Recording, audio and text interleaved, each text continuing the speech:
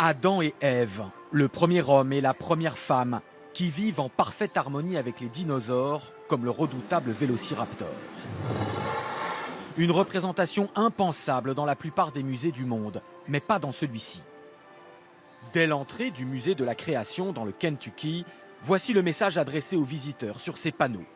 La planète Terre, toutes les formes de vie et l'homme ont été créés par Dieu en même temps il y a 6000 ans.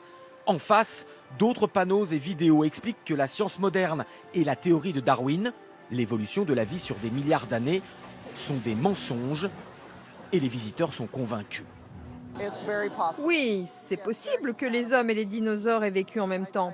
On ne peut pas marcher dans ce jardin d'Éden reconstitué sans être rempli de joie en voyant que c'est comme ça que tout a commencé. J'ai adoré cette partie.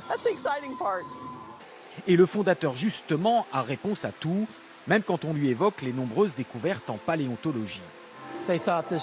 Les scientifiques ont dit avoir découvert le squelette d'une espèce entre un grand singe et un homme qui se tient complètement debout.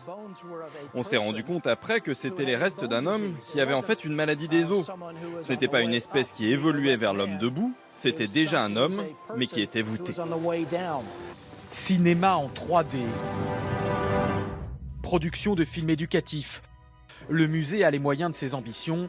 Il a coûté plus de 20 millions d'euros, financé par les généreux dons de chrétiens créationnistes, et attire en moyenne 300 000 visiteurs par an.